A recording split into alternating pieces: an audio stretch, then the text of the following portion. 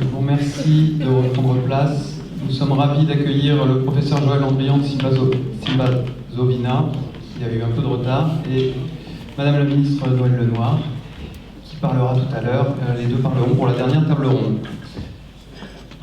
Nous avons également voulu, comme j'ai dit en introduction de ce colloque, avoir un regard européen et même un regard international sur la Convention européenne des droits de l'homme. Donc nous sommes sur cette deuxième table ronde uniquement avec des personnes qui viennent en dehors de France. Tout d'abord, il nous vient de Hongrie. Il est titulaire d'un doctorat en droit international public et en sciences politiques. Il est diplômé de l'Université catholique de Pázmány Péter à Budapest, ainsi que de l'Université Canisius à New York. À la fin de ses études, il a passé le barreau hongrois. Il a travaillé comme conseiller principal à la Cour constitutionnelle de Hongrie, puis comme conseiller au Parlement européen à Bruxelles. Il a aussi publié de nombreux articles sur des questions juridiques et constitutionnelles internationales. Il est aussi l'ouvrage notamment de Un voyage constitutionnel aux États-Unis, paru en 2022. Actuellement, il est le directeur du Centre de droit international du Matthias Corvinus Collegium à Budapest, université dans laquelle il est également professeur de droit. Je vous demande d'accueillir Lénard Chandor. Nous avons ensuite quelqu'un qui nous vient d'Espagne, qui a commencé sa carrière comme avocat d'État en 1976. Il était donc chargé de la défense juridique et judiciaire de l'État espagnol. Et il a ensuite été nommé plus précisément chef du service juridique des droits de l'homme de 1990 à 2003. À la même période, il a travaillé comme agent du gouvernement espagnol auprès de la Cour européenne des droits de l'homme et a été membre du comité directeur des droits de l'homme du Conseil de l'Europe, pour finalement, en 2003, devenir juge à la Cour européenne des droits de l'homme, ceci jusqu'en 2008. Il a ensuite été magistrat à la 3e cour de la Cour suprême espagnole, le Tribunal Supremo, entre 2018 et 2020. Merci d'accueillir Javier Borrego-Bolego. Et enfin, notre dernier invité vient quant à lui des États-Unis. Il a obtenu son Juris Doctor à la Georgia School of Law en 1985. Son CV est assez long, donc je ne vais pas pouvoir tout citer, mais je peux vous dire qu'il est le fondateur du Solidarity Center for Law and Justice, qui est une association d'avocats basée à Atlanta qui promeut le droit à l'éducation et la liberté de religion et d'expression. Il a une expérience constitutionnelle américaine puisqu'il a, entre 2001 et 2022, rédigé et déposé plusieurs mémoires dits d'amicus curiae devant la Cour suprême des États-Unis. C'est un peu les portes étroites devant le Conseil constitutionnel français. Depuis 2005, il est directeur des affaires internationales de la Federalist Society basée à Washington. Et en 2019, il a été nommé membre de la Commission européenne pour la démocratie par le droit, la fameuse Commission de Venise, qui est un organe consultatif du Conseil de l'Europe sur les questions constitutionnelles et dont la mission est de fournir des conseils juridiques à ses États membres et en particulier de les aider à mettre en place des structures juridiques et institutionnelles en conformité avec les droits de l'homme et l'expérience internationale. Il est aussi professeur à Washington. Il a publié un ouvrage de compilation sur les écrits du philosophe catholique français Jacques Maritain. Merci d'accueillir Jim Kelly.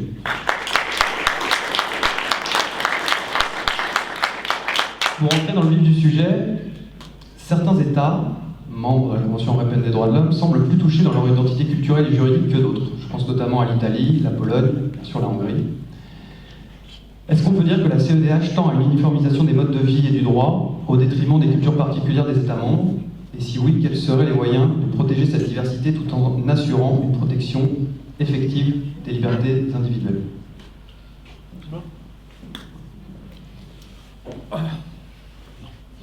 Il fait beau aujourd'hui, alors je vous propose un peu de tourisme.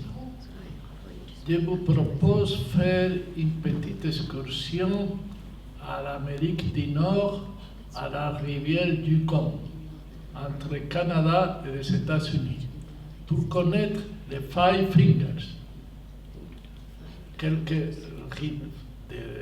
rivières fantastiques. Vous devez embaucher un guide, un Indien de la zone. Et vous avez immédiatement un petit problème. Vous initiez l'excursion et après 3 heures et demie, l'Indien demande s'arrêter. Et vous posez la question, qu'est-ce qu'il y a ici?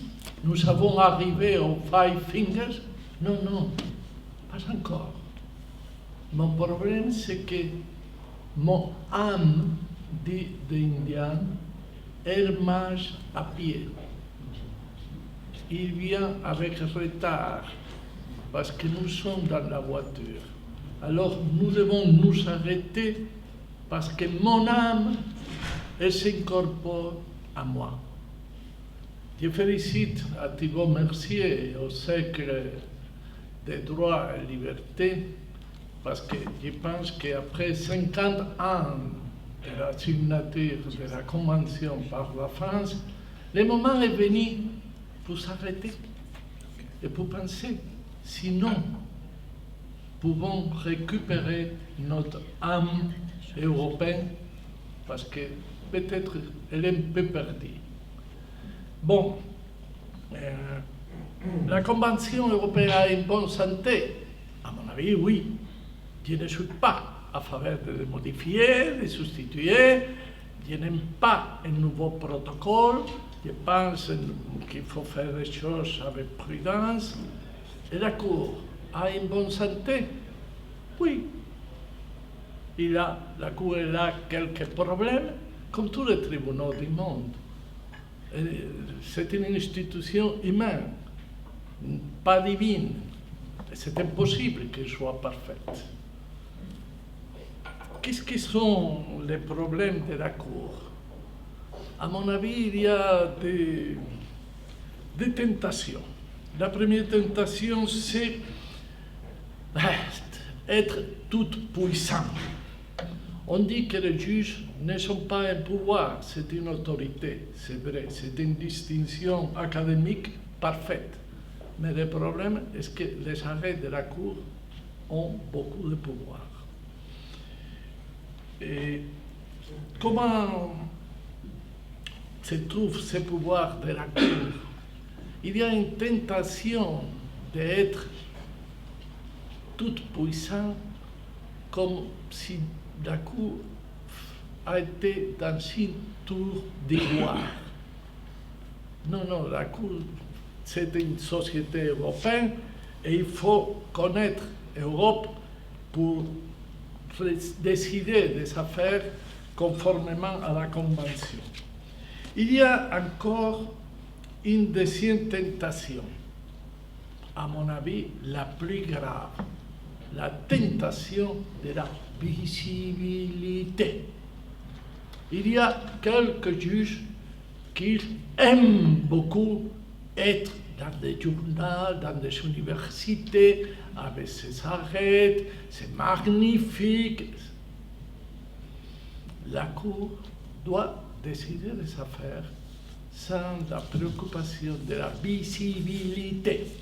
Par exemple, 3 exemples de cette tentation de la Cour. La visibilité. Premier exemple, la créativité. Il y a quelqu'un qui pense que la Convention ne dit pas ce que la Convention dit. Ils pensent que la Convention dit ce que les juges disent que la Convention dit. N'est pas vrai. La Convention, c'est un instrument international parfait. C'est un instrument vivant. C'est vrai, il faut appliquer la Convention dans la société actuelle. Mais un instrument vivant n'est pas un instrument capable de se reproduire. Alors, si la Convention dit que l'homme et les femmes ont le droit de se marier, c'est clair. Si la Convention dit que l'homme et la femme ont le droit de se marier conformément à la loi nationale, nous ne pouvons pas dire que la loi gitane, Rome, c'est la loi nationale. Il y a une affaire de la Cour avec une opinion dissidente de juge Myers, de Netherlands, Pays-Bas, en disant que si la Cour fait une chose comme ça, créer un droit qui n'existe pas à la Convention, ça c'est un risque de perte de crédibilité de la Cour et du système. Un autre exemple, vous avez lu les récents arrêts de la Cour concernant la protection des personnes âgées à la Suisse des changements climatiques. Je vous anime à lire l'opinion dissidente de juge Heiken britannique. Il n'existe pas à la Convention un droit à l'environnement. Alors, si vous interprétez qu'il y a un droit à l'environnement, vous avez confondu la Convention pas comme un instrument vivant, sinon comme un instrument reproducteur. Bon, une autre chose. Deuxième exemple. La Cour a une tentation plus forte, très forte, d'usage des voies périphériques. D'usage des voies périphériques. C'est très clair.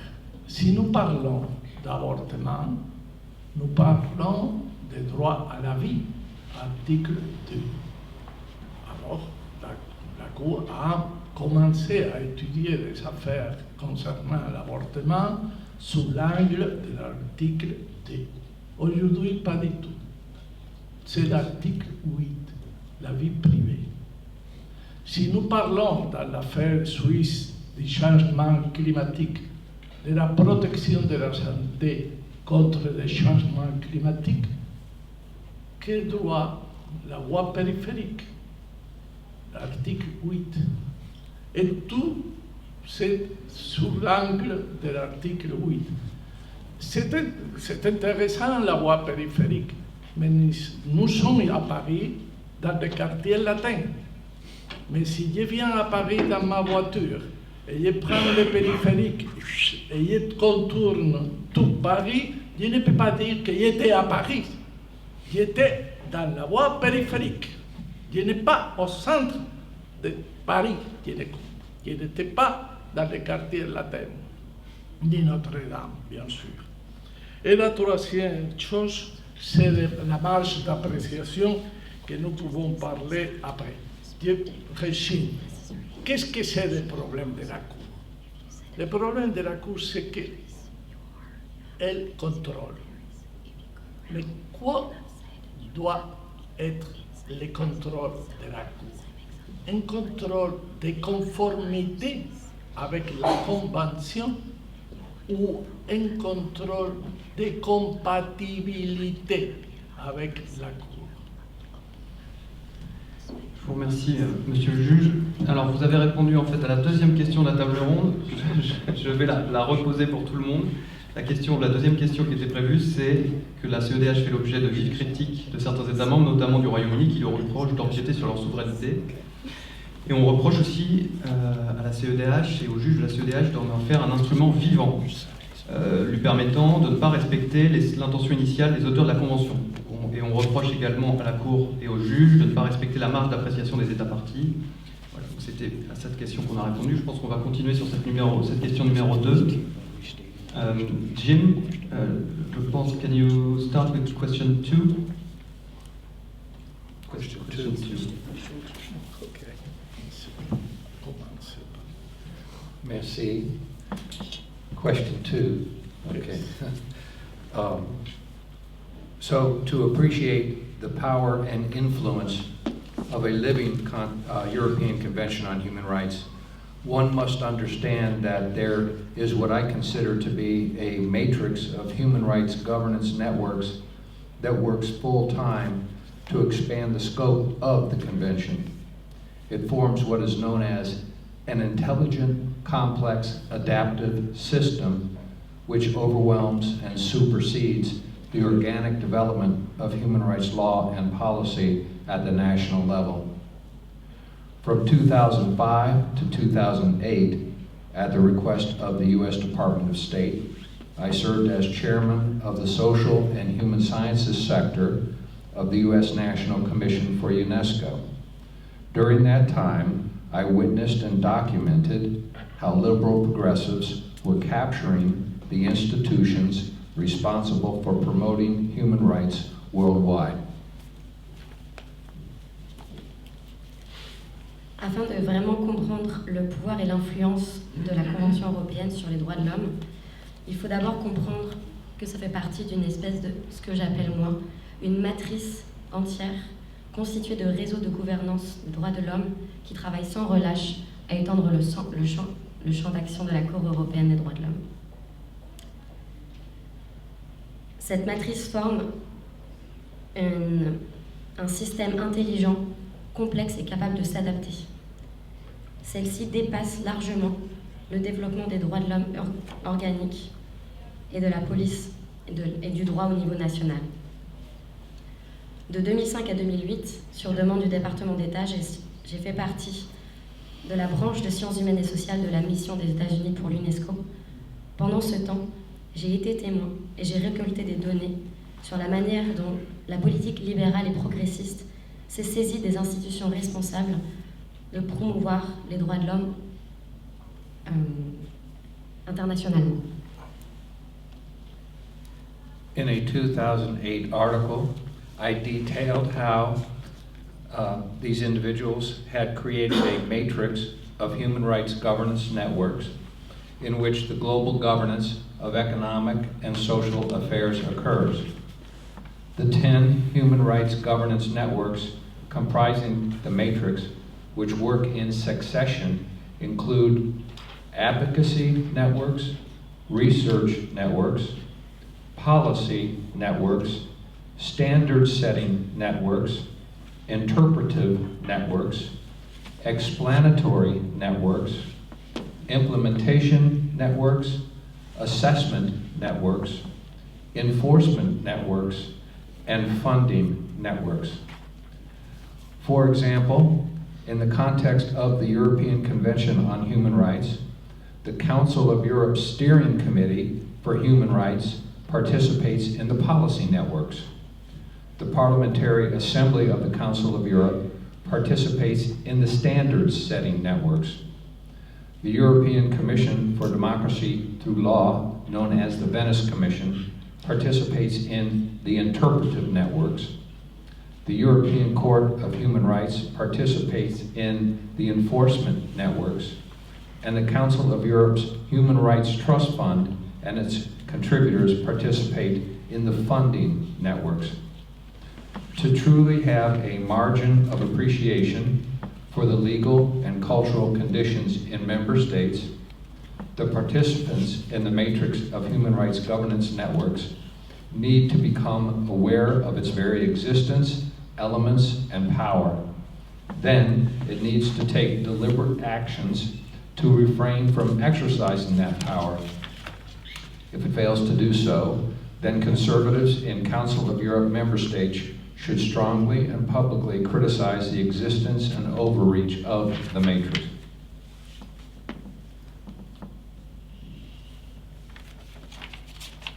Dans un article en 2018, j'ai détaillé de quelle manière la matrix qui compose tous ces différents réseaux de gouvernance gère la gouvernance mondiale des affaires économiques et sociales. Il existe 10 différents réseaux qui se succèdent les uns les autres. Et ces 10 différents réseaux composant cette matrix sont: numéro 1, le réseau de défense, qui par exemple est représenté par le Comité pour les droits de l'homme au Conseil de l'Europe.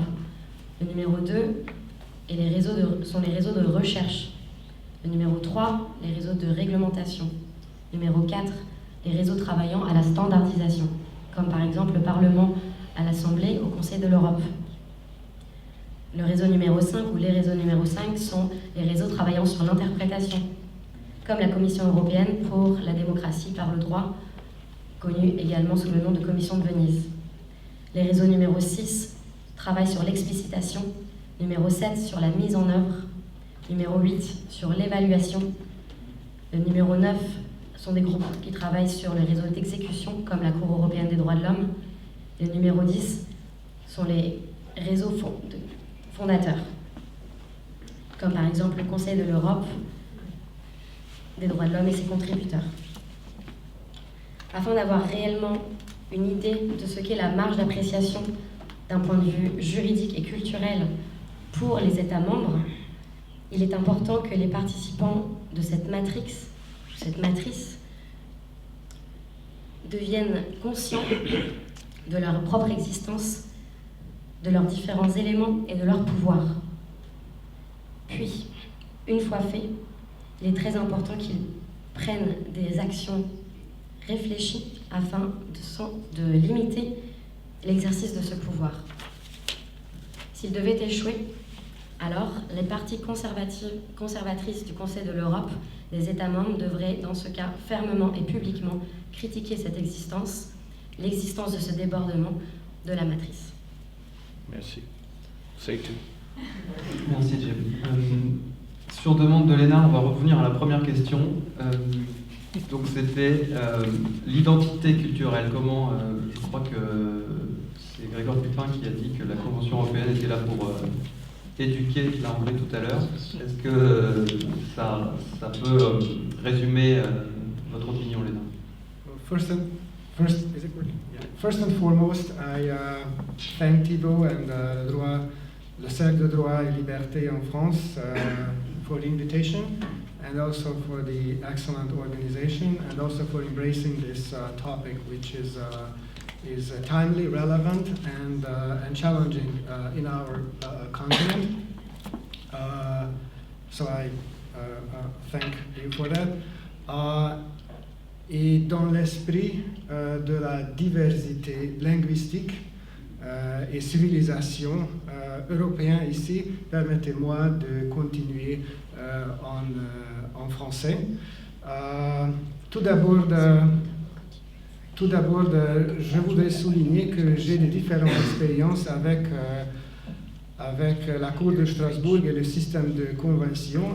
En tant que, d'une part, j'ai commencé ma profession juridique en tant que procureur en Hongrie et nous avons appliqué strictement les standards, les exigences de la Cour de Strasbourg et le système de convention au cours des procédures criminelles. Mais ça, c'est une expérience plutôt technique et c'était des expériences plutôt pratiques et techniques. De l'autre part, j'étais aussi, après ça, un conseiller général à la Cour constitutionnelle de la Hongrie qui m'a permis de voir une image plus large, une perspective plus large. Et j'ai pu voir des questions et des perspectives qui concernent l'histoire, la société, les relations sociales, aussi l'identité, la culture et le mode de vie. Et en bref, la capacité d'une communauté politique de déterminer son avenir. En bref, c'est la souveraineté. Et c'est aussi intéressant que la Cour constitutionnelle est un carrefour juridique, parce que sa mission est de protéger et d'interpréter et aussi de protéger la Constitution contre le droit interne et aussi contre le pouvoir législatif, mais d'autre part aussi contre le droit international et le droit supranational européen. Et ce que j'ai observé pendant mes temps à la Cour constitutionnelle est ce qui s'avérait de plus en plus fréquent et nécessaire au cours des dernières décennies. Et en ce qui concerne la Hongrie, et je crois que c'est vrai pour les autres pays d'Europe centrale, c'est l'expérience historique et c'est le parcours historique qui joue un rôle primordial dans la formation de notre point de vue et notre relation à la Cour de Strasbourg. La Hongrie est devenue l'État membre du Conseil européen en 1990 et a ratifié la Convention en 1992. Et c'est la période du changement de régime qui a mis fin le système politique l'un des plus cruels et une occupation militaire soviétique plus impitoyable après la Seconde Guerre mondiale. Et le régime communiste visait détruire le caractère et le mode de vie de la Hongrie et autres pays d'Europe centrale. Et c'était aussi la période du rideau de fer, comme nous avons entendu, qui a coupé la vie au continent en deux, de mer Baltique à Trieste. Et par conséquent, l'adhésion aux organisations européennes, y compris à la Convention de Strasbourg, a fait partie du processus de réunification de l'Europe. Et après avoir vécu dans les prisons des peuples de l'Empire soviétique, les Hongrois et aussi les autres pays de l'Europe centrale ont espéré de retrouver leur liberté. Mais non seulement leur liberté, aussi leur caractère, leur identité et leur mode de vie. Et on a espéré que ça marchera avec le soutien des institutions européennes. Et c'est la raison pour laquelle la Cour constitutionnelle a accepté la jurisprudence de la Cour comme un standard minimal initialement, une base pour la protection des droits fondamentaux. Ça veut dire que chaque fois que la Cour a commencé à examiner une requête, l'un des premiers pas à franchir est d'analyser la jurisprudence de la Cour de Strasbourg. Mais néanmoins, cette jurisprudence a causé finalement une déception grandissante. Parce que ce que nous témoignons, c'est l'unification et la centralisation de l'interprétation de plus en plus dans les dernières décennies. Et de plus, il y a des jugements ou des arrêts qui n'ont pas pris en compte les parcours historiques de ces pays, aussi peut-être les racines des pays européens. Et permettez-moi de vous donner un petit exemple, si je peux. Il y a plusieurs cas, mais c'est le cas le plus parlant, je crois. C'est le cas avec l'usage de l'étoile rouge à 5 branches. La Hongrie et l'autre pays d'Europe centrale a introduit une criminalisation sur l'affichage de l'étoile rouge parce que la cruauté du système communisme. Et l'usage d'une telle étoile était considéré en Hongrie comme une partie constitutive de la discours de haine.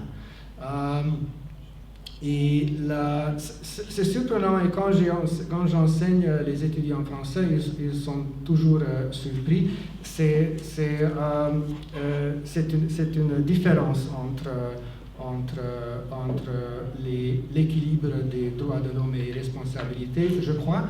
Et la Cour de la Constitution en Hongrie a examiné cette question. Et ça, c'était une examination très, très longue et très dure. Et à la fin, elle a trouvé une justification constitutionnelle et elle a trouvé un équilibre entre la limitation de la liberté d'expression, d'une part, et la dignité. D'autre part, elle a dit qu'il existe une dignité de la communauté, une dignité de la société en Hongrie. Néanmoins, après quelques années, la Cour de Strasbourg n'était pas d'accord avec la Cour de Budapest et n'a pas accepté cet équilibre et a condamné la Hongrie pour la limitation de la liberté d'expression. Et la Cour de Strasbourg a établi un autre équilibre qui était plus uniforme, plus unique au niveau européen. Et c'est l'un de nombreux exemples de l'uniformisation, je crois, au détriment de la culture spécifique. Et à mon avis, c'est bien dommage, parce que l'Europe est une civilisation, mais l'Europe est une civilisation qui a donné naissance à la plus étonnante variété de cultures.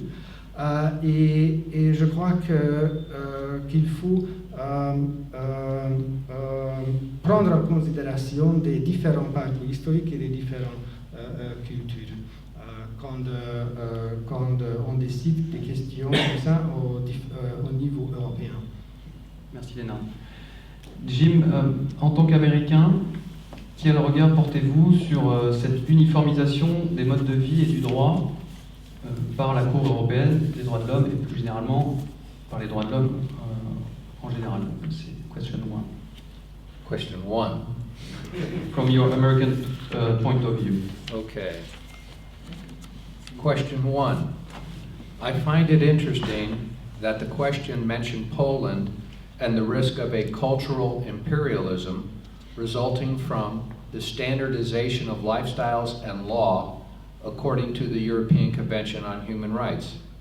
In fact, Pope John Paul II, a native of Poland, had important insights in this regard.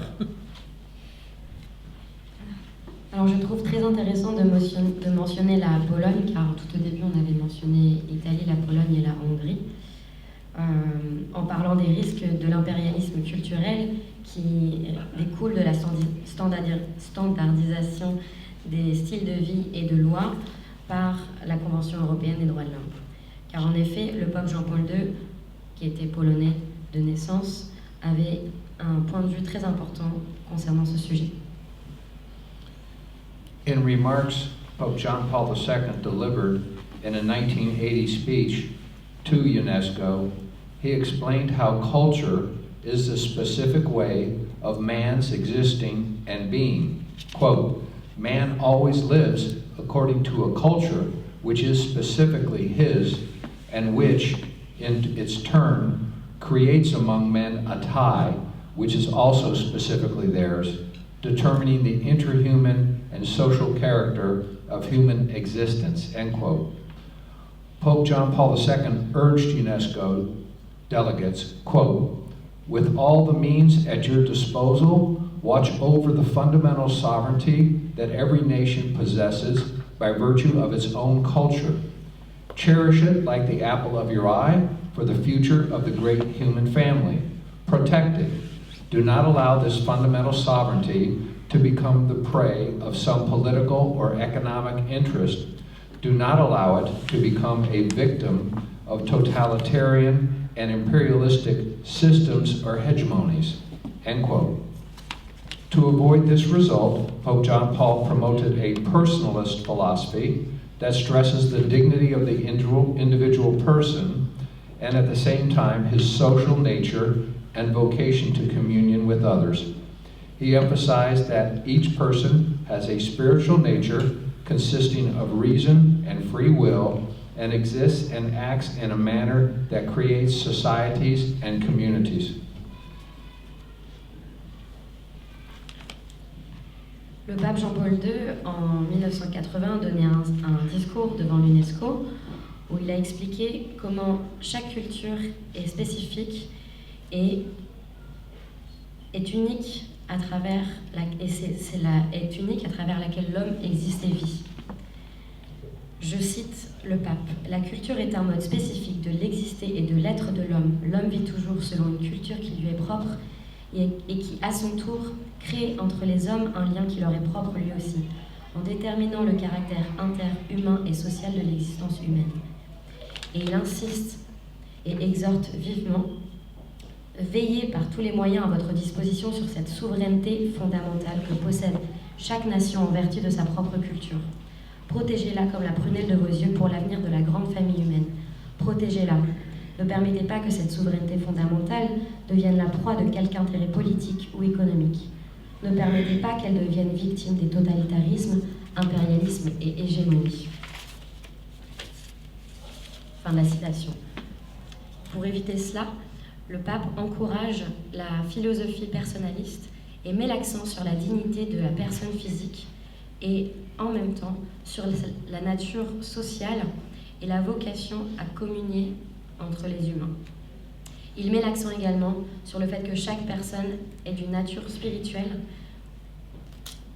qui est consistée également d'une raison et d'un libre arbitre, qui existe et évolue naturellement vers la création de sociétés et de communautés. Thus, personalism, in a national context, makes it possible for a person to exercise reason and freedom in a manner that respects his dignity and his ability to commune with others. National governments should promote the personalist philosophy, or at a minimum, not interfere with citizens choosing to do so. And by no means should supranational organizations, such as the Council of Europe and European Court of Human Rights, impose a totalitarian or imperialistic human rights system on nations. De plus, la philosophie personnalisme dans un contexte national rend possible à une personne d'exister, de pratiquer sa propre raison et liberté d'une manière qui respecte la dignité et la possibilité de communier envers les autres. Les gouvernements nationaux devraient promouvoir cette philosophie personnaliste ou à un minimum ne pas interférer lorsque les citoyens la choisissent. Et en aucun cas, les organisations supranationales telles que le Conseil de l'Europe et la Cour européenne des droits de l'homme ne devraient imposer des systèmes totalitaristes ou impérialistes sur les droits humains, sur les droits de l'homme. Merci Jim. Donc revenir à une philosophie personnaliste, je vous renvoie aux travaux de Jacques Maritain à ce propos. Javier Borrego, qu'est-ce que vous en pensez sur... Oui, si la première question, désolé. Entrer premièrement dans la deuxième. Oui, ici. Bien. Je suis pour l'unité contre l'uniformisation. Et comment on fait? Simplement. C'est très simple. La convention, il faut récupérer, atteindre l'âme de la convention et n'est pas pour faire une Europe parfaite, une Europe moderne. Non, non. La convention est née pour éviter une troisième guerre dans l'Europe. Ça, c'est la finalité de la convention. Ne pas faire une société de progressisme, autoprogressisme et de modernité. Éviter une autre guerre en respectant les droits de l'homme et en mettant limite au pouvoir public. C'est clair. Deuxième position. La Convention reflète un patrimoine commun des membres sur nature qui ont signé la Convention. Nous sommes une famille, mais nous sommes frères. Et j'ai beaucoup, j'ai 3 frères. Nous sommes très différents. Nous ne sommes pas identiques. Je me souviens de mon période à la cour que fréquemment je disais alors, un moment, je suis du Sud, je suis brune, je ne suis pas blonde. Je suis venu d'une dictature. Je ne suis pas une démocratie depuis des ans. Alors, attendez, nous sommes des frères, d'une même famille, mais nous ne pouvons pas traiter tous les frères comme si nous sommes identiques. Je suis d'accord avec notre ami hongrois, parce que sinon c'est ridicule. Il faut le dire, mais qu'est-ce que c'est le problème?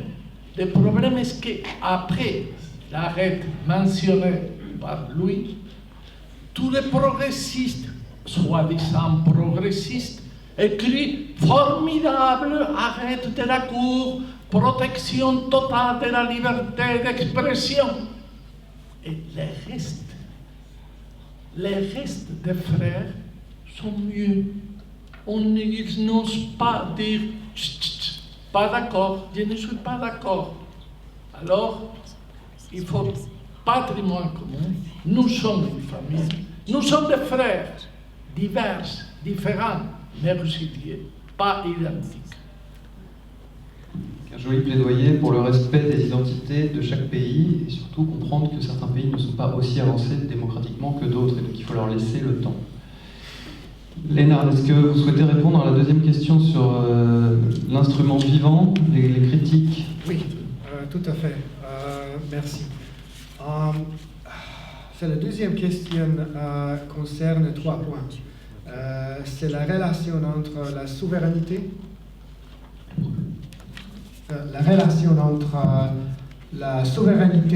et les droits fondamentaux.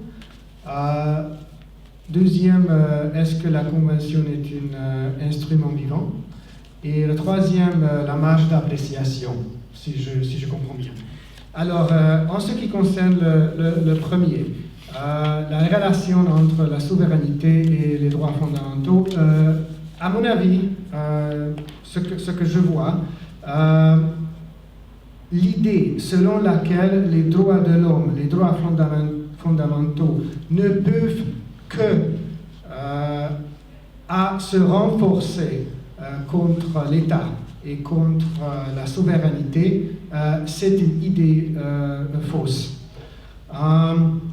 Au contraire, les traités relatifs aux droits de l'homme expriment et pas contredisent la souveraineté des nations. Pourquoi? Parce que ce ne sont pas les États ni les tribunaux en fait qui seraient les auteurs des droits de l'homme, des droits fondamentaux. Et les droits de l'homme et des obligations existent indépendamment de leur volonté. Mais ils ne peuvent exister que dans une communauté politique spécifique. L'État et les tribunaux et les organisations internationales ne font que les reconnaître et le protéger. Et c'est la raison pour laquelle la déclaration des droits de l'homme s'appelle universelle au lieu de internationale. Parce que les droits de l'homme, les droits fondamentaux,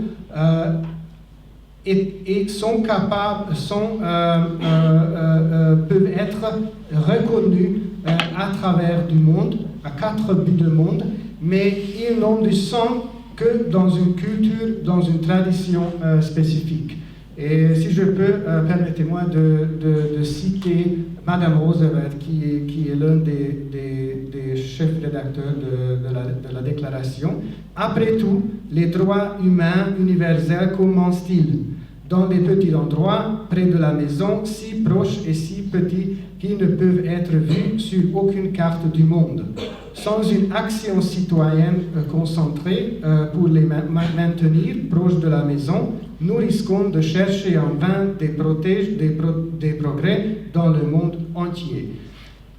À mon avis, chaque tradition et chaque culture est capable de parvenir aux droits de l'homme, mais ils ont des différents propres et des différents moyens de faire ça. Et les droits de l'homme et fondamentaux alors présupposent des débats institutionnels, des débats politiques et des débats juridiques, débats domestiques. Et un consensus national. Et cela nécessite souveraineté. Et c'est aussi la souveraineté qui seulement peuvent prendre responsabilité pour les droits de l'homme. Un cours international est important, mais il est seulement la dernière ligne de défense. Et c'est un équilibre délicat à retrouver. En ce qui concerne le deuxième partie de la question, est-ce que la Convention est un instrument vivant? Oui, la Cour de Strasbourg considère la Convention comme un instrument vivant et cela permet d'appliquer une interprétation évolutive ou innovante et cela permet de protéger des droits qui est en dehors des domaines strictement couverts par la Convention. Et on peut les voir des exemples dans le domaine des droits environnementaux et aussi dans les défis de l'ère numérique. Moi, je ne suis pas totalement convaincu qu'on peut faire la parallèle avec l'interprétation et la lutte des différentes interprétations constitutionnelles aux États-Unis, parce que la Cour de Strasbourg ne fait pas partie d'une institution d'un pays souverain, d'une seule tradition, d'une seule culture. Donc, au lieu d'une constitution, c'est un traité international et qui sert de base de son fonctionnement. Et ce qui est intéressant, et si nous regardons, si nous jetons un coup d'œil sur le travail de la Commission de droit international qui est responsable pour le développement du droit international et aussi pour la codification des droits coutumiers. Et la Commission de droit international, dans une conclusion en 2018, a accepté que l'interprétation des termes d'un traité puisse être susceptible d'évolution dans le temps. Néanmoins, il y a deux conditions. Il faut toujours examiner les accords et la pratique ultérieure des États parties. Et de plus, il faut déterminer, je cite, si l'intention des parties lors de la conclusion du traité était d'attribuer à un terme un sens susceptible d'évolution dans le temps. Alors, c'est-à-dire que selon les règles de l'interprétation de droit international, l'intention initiale, originaire des parties, des États, devrait rester décisive dans le cas d'interprétation évolutive. Je vois une menace quand on utilise l'interprétation évolutive, et c'est la Convention et aussi les autres traités de droits de l'homme et la Déclaration contient un équilibre intérieur entre les droits fondamentaux et entre les droits fondamentaux et les obligations et les responsabilités. Et ça équilibre reflète un consensus européen. Mais ça veut dire que les droits de l'homme sont indivisibles et aussi interdépendants. Et si une cour risque de faire une interprétation évolutive, ça risque de trembler cet équilibre intérieur entre les droits fondamentaux. Et dernièrement, si je peux le temps, c'est le marge d'appréciation. C'est une partie difficile parce qu'en fait, le marge d'appréciation, il faut souligner que c'est un principe d'originaire jurisprudence. Alors, pour un juriste, il est difficile de critiquer la Cour pour ignorer ce principe ou pour même déterminer le champ de ce principe ou le caractère. Est-ce qu'il garantit une sorte d'immunité pour les États membres?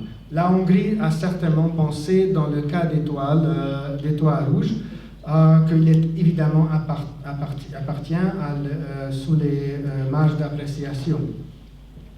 Mais cela dit, au cours de la conférence de Brighton, dans les années 2010, les États parties, notamment la Suisse et le Royaume-Uni, ont initié l'inclusion, la marge d'appréciation et la subsidiarité dans le texte de la Convention.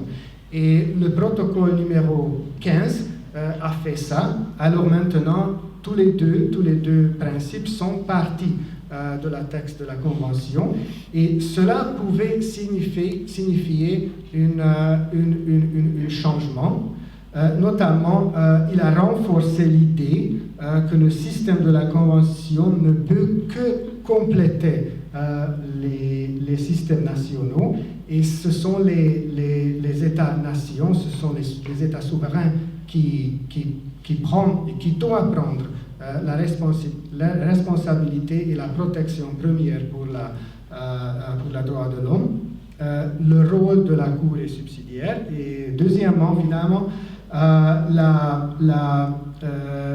comme la subsidiarité et la marge d'appréciation font partie de la droit de la Convention, la question, comment les États peuvent activer, comment les États peuvent recourir à ces principes. Merci beaucoup pour cette réponse très complexe.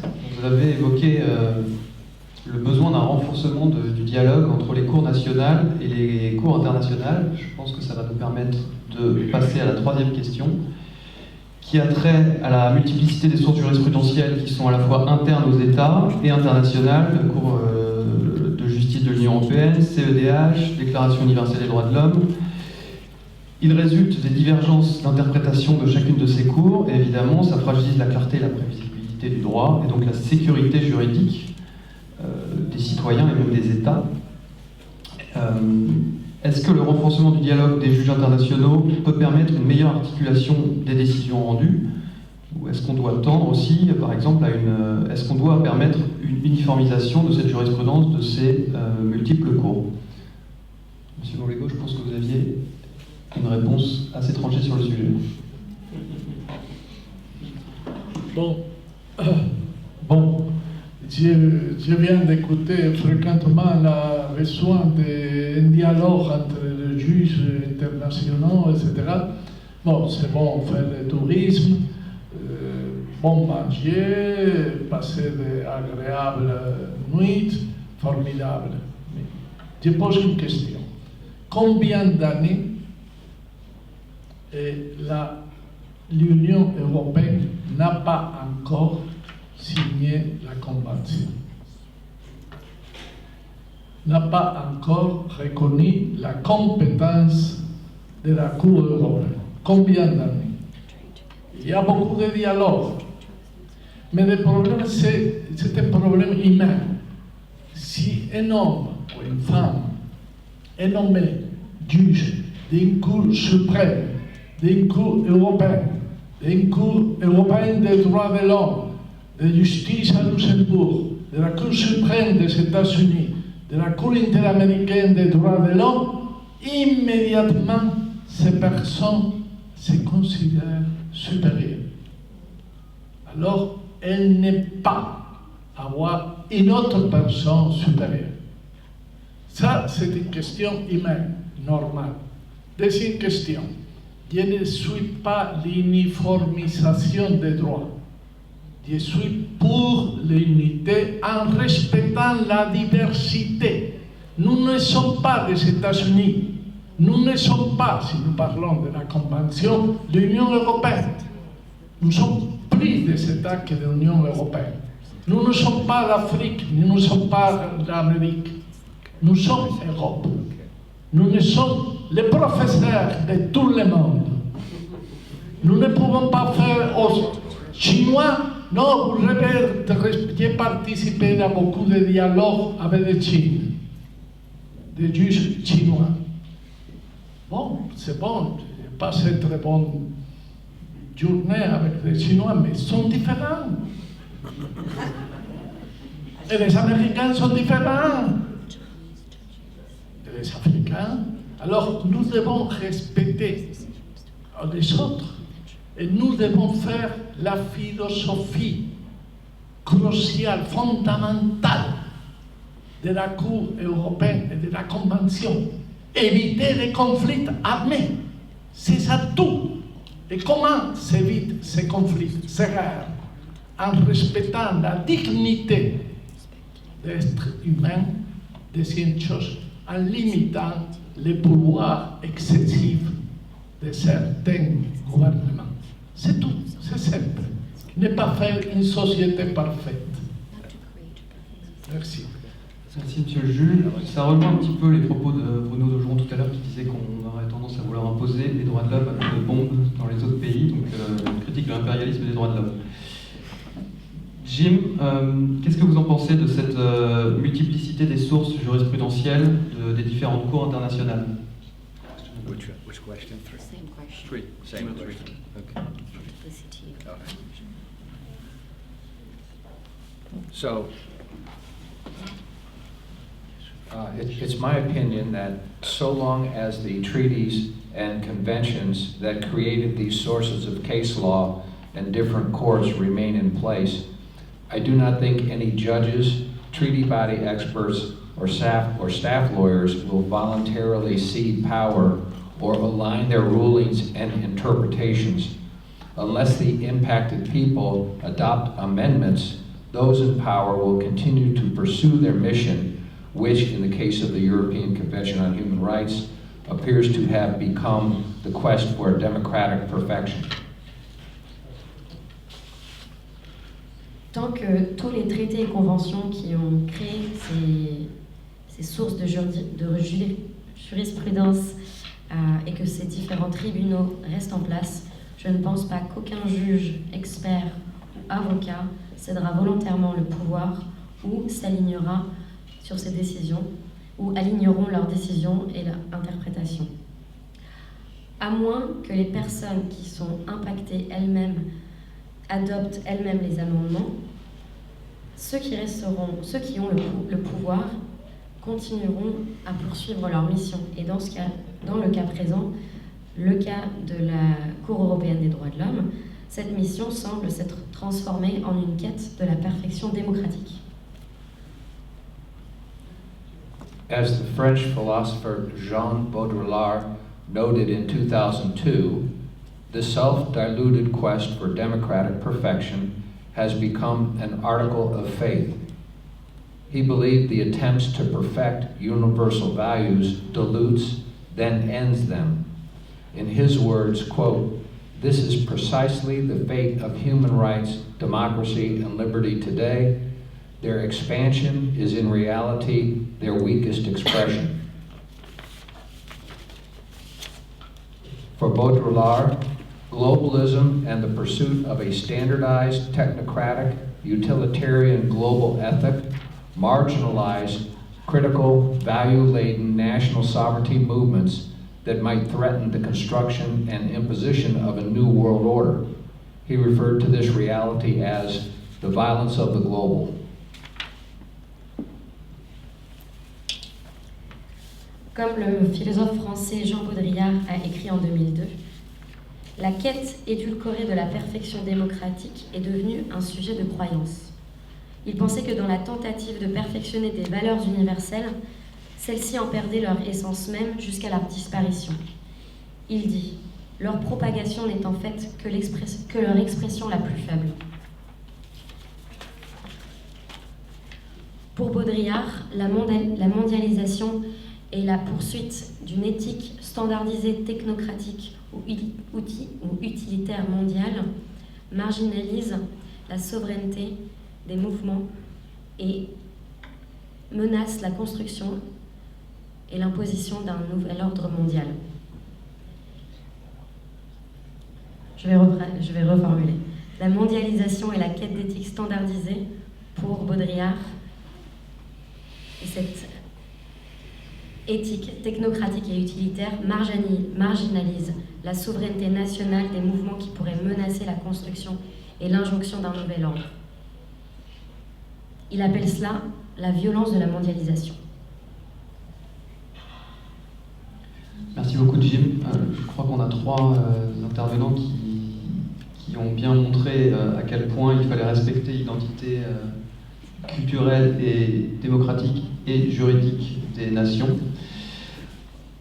En guise de conclusion à cette table ronde et pour laisser un peu plus de temps aux questions que la précédente, je voudrais que chacun d'entre vous nous dise en quoi on pourrait apporter des améliorations concrètes à la Convention et à la Cour pour que celle-ci fonctionne mieux.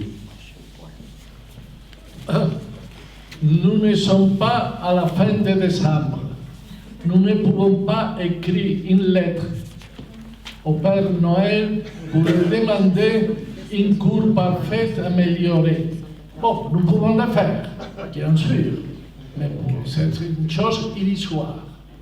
Qu'est-ce que nous pouvons faire personnellement pour une amélioration de la Cour? C'est très simple, à mon avis. Premièrement, prier. Pas prier comme un sens religieux, oui, aussi religieux, mais surtout avoir des désirs d'une meilleure Cour pour toute l'Europe, pas seulement pour la France, pour l'Espagne, pour la Hongrie, pour toute l'Europe. Priez. Deuxième chose, encore plus importante, s'il vous plaît, rappelez Vladimir Mayakovsky, Niemeyer, Bertolt Brecht, parler, écrire et dire ce que nous pensons. Parce que j'assiste à une utilisation des mass médias seulement pour les groupes soi-disant progressistes, soi-disant modernes, et le reste des personnes normales, courantes. Nous restons mieux. Rappelez les spirales de silence d'Elisabeth Merrill. Si nous restons muets, nous ne pouvons pas nous protester des choses qui sont arrivées. Il faut parler sans crainte, sans peur, avec courage. Merci. Merci Monsieur le juge. Je crois que c'est pour ça aussi qu'on a créé le Cercle Droit et Liberté, c'est pour parler et engager le débat sur ces questions difficiles. Je vous remercie. Jim, last question for you. What would be the improvement that we can propose to the court for its for a better court? As has been the case with all of my responses, the following opinion is my personal one, as today I do not represent any nation or organization. Alors, comme pour mes réponses précédentes, mes opinions ne représentent que moi et aujourd'hui je ne représente aucune nation ou organisation. A great deal has changed since the adoption of the convention and the organs and processes created thereunder. All of us acknowledge that the convention, the council, and the court have achieved remarkable and commendable results in promoting human rights and democracy. Énormément de choses ont changé depuis l'adoption de la Convention pour ces droits. Et nous sommes tous d'accord pour reconnaître que la Convention, le Conseil et la Cour ont accompli des résultats remarquables et louables afin de promouvoir ces droits et la démocratie. Nevertheless, the Council of Europe Parliamentary Assembly, the Council's Committee of Ministers, the judges on the European Court of Human Rights, and the experts participating in the Venice Commission need to take a serious look at whether they are exceeding the original intent of the Convention. Cela dit, le Conseil de l'Europe, le Conseil des ministres et les juges à la Cour européenne des droits de l'homme et les experts qui participent à la Commission de Venise ont besoin de sérieusement surveiller de ne pas surpasser le but initial de la Convention. This should be an open, transparent, and critical process, not a congratulatory public relations exercise. These bodies should assess their original mandates, the enormous power they have accumulated, the nonviolent dictates and demands of national sovereignty, the ways in which they can cede power to national institutions for the promotion and protection of human rights. While respecting the letter of the Convention, this should be a major operation, not a minor one. Et ceci devrait être une discussion ouverte et un processus critique, et non pas un exercice congratulateur de relations publiques. Ces différents corps devraient réétudier leur mission de départ, l'énorme pouvoir qu'ils ont accumulé et les demandes de souveraineté nationale, et ainsi déterminer de quelle manière il pourrait céder un peu de pouvoir aux institutions nationales afin de promouvoir la protection et de préserver les droits de l'homme. Bien sûr, tout cela en respectant la lettre et l'esprit de la Convention. Ce devrait être une opération primordiale et non d'importance secondaire. Merci beaucoup. Donc là, on appelle à revenir à l'esprit initial de la Convention. Léna, très rapidement, avant de passer la parole au public. J'essaie, mais il faut mettre la question dans une perspective plus large, je crois. Alors, tout d'abord, l'Europe est une civilisation. Et une civilisation a besoin d'une conscience. La civilisation a une conscience. Le système de la Convention et la Cour sont souvent, ou étaient souvent référés comme la Convention de l'Europe. Toutefois, la grande question est de savoir quel est le but et quelle est la fonction, quelle est la mission de ce système de la Convention. Est-ce que l'Europe a besoin d'un système qui veut transformer, écraser ou changer les valeurs, les traditions, les racines? Ou plutôt, est-ce que l'Europe a besoin d'un système d'immunitaire, plutôt, en lumière des défis du XXIe siècle, de garder tout qui sont européens. Et ma réponse est l'Europe est composée des différents pays et des différentes nations qui ont des histoires de plusieurs centaines d'années. Ça veut dire, c'est-à-dire qui ont des recettes pour formuler la mode de vie, les institutions, l'équilibre entre les droits de l'homme et les responsabilités. Et alors, à mon avis, la mission principale de la Cour de Strasbourg est de défendre ce patrimoine commun au lieu de le transformer. Et les réformes et les améliorations de la structure et de la compétence et des compétences de ce système devraient contribuer à mieux réaliser et à mieux mettre en place cette mission. Et très rapidement, je souligne trois réformes, ou trois directions de réforme. C'est une coopération, mais pas seulement un dialogue entre les cours constitutionnelles ou les cours nationales supérieures des pays européens, mais plutôt une coopération qui a une forme plus solide, une coopération institutionnalisée entre ces cours. Et c'est aussi l'aspect de la garantie du principe de la subsidiarité, par exemple. Alors, par exemple, le protocole numéro 16 a introduit l'avis consultatif. Mais à ce moment-là, c'est seulement une vie à sens unique. Seulement les cours nationaux peuvent demander un avis consultatif. Dans les questions où les identités constitutionnelles, ou les modes de vie, ou les identités nationales sont concernées, il faut que la Cour de Strasbourg aussi demande un avis consultatif envers les cours nationales supérieures. Deuxièmement, je suis d'accord que l'Union européenne doit rejoindre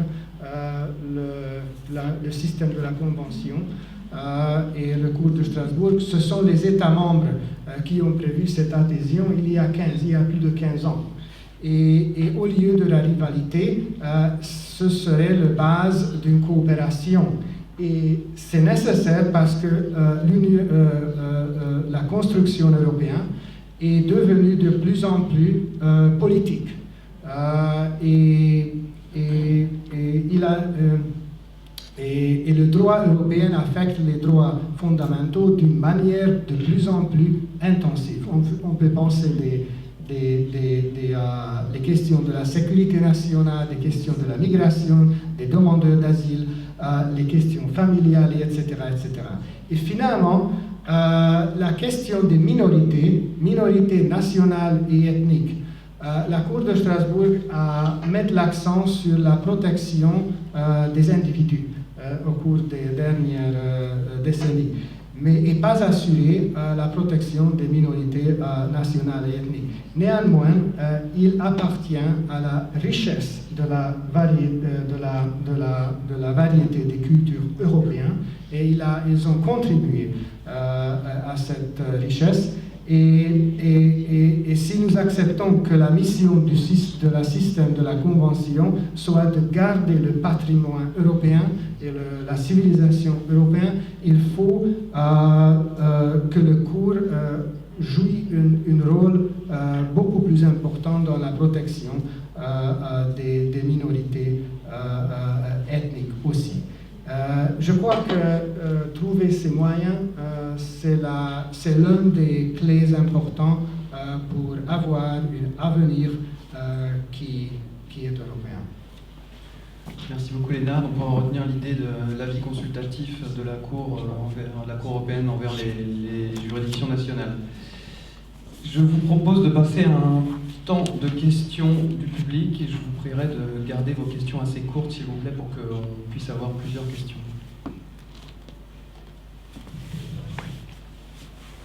Monsieur le professeur. André Ansi, un professeur à Toulouse Capitole. Je voulais poser une question générale sur la manière à laquelle vous pensez pour défendre telle ou telle identité culturelle, parce que vous avez parlé beaucoup de culture, alors que par exemple dans l'article 4 du traité sur l'Union européenne, c'est un autre système, on parle plutôt de l'identité nationale. Alors, dans le cadre de la Convention, comment, d'après vous, faire savoir à la Cour européenne des droits de l'homme ce qui serait l'identité culturelle de tel ou tel État? C'est un peu la même question. Merci beaucoup. Tout d'abord, je voulais... Vous m'entendez ou pas? Oui. Remercier les intervenants parce que c'était vraiment passionnant. Et effectivement, je ne pense pas qu'on est obligé de changer fondamentalement la Cour européenne des droits de l'homme. On peut la critiquer, on peut lui demander de se réformer de l'intérieur. Mais j'ai été très intéressée par la proposition de Lennart Sandor que j'aimerais comprendre. Parce qu'au niveau de l'Union européenne, il y a la possibilité, en vertu de l'article 4 du traité sur l'Union européenne, d'opposer la barrière de l'identité constitutionnelle d'un État, qui fait que, par exemple, les Allemands, le tribunal constitutionnel de Karlsruhe a indiqué qu'il refuserait d'appliquer ou de reconnaître un texte européen qui méconnaît le fédéralisme qui est au cœur du régime politique allemand. Nous avons considéré, c'est le Conseil constitutionnel, je trouve que c'est un petit peu dérisoire, mais enfin c'est la jurisprudence, que faisait partie de notre identité constitutionnelle, qui nous permettrait de faire barrage donc aux législations ou au jugement de la Cour de justice d'ailleurs, le fait que les forces de sécurité ne doivent pas être déléguées au secteur privé. Je trouve que personnellement c'est totalement ridicule, mais pour moi l'identité française c'est quand même la laïcité et le refus absolu du prosélytisme qu'on voit se développer aujourd'hui en France de la part de l'islam. Donc, est-ce que vous pensez que d'insérer dans la Convention cette protection de l'identité constitutionnelle nationale, qui est le droit des minorités, j'ai beaucoup discuté à l'époque avec les dirigeants hongrois quand j'étais aux affaires il y a 20 ans, et c'est vrai que pour nous, la notion de minorité, ça ne veut pas dire grand-chose. En revanche, pour la Hongrie, et c'est d'ailleurs à cause ou grâce au gouvernement hongrois qu'on a inséré dans les traités européens cette notion de minorité. Ça a été une forte demande. est-ce que vous pensez qu'il serait intéressant d'insérer dans la Convention cette espèce de barrage, disons, à l'application ou à l'exécution des jugements de la Cour européenne ou à l'application des conventions de l'Union européenne pour... Alors, on a, nous, en France, un contrôle des traités, mais pour un refus d'exécuter un jugement de la Cour, si ça porte atteinte à notre identité constitutionnelle, je pense en France à la laïcité ou chez nos amis hongrois aux droits des minorités. Merci Madame la Ministre. Alors, 2 questions en une. La première, c'est comment défendre l'identité culturelle, et ensuite, est-ce que l'introduction de la défense de l'identité constitutionnelle pourrait être un moyen d'y arriver? Bon, je peux vous répondre avec votre permission, franchement. Alors, à mon avis, n'est pas une bonne chose confondre l'Union européenne et la Convention européenne. Le Conseil de l'Europe, c'est une chose, et l'Union européenne, c'est une autre chose.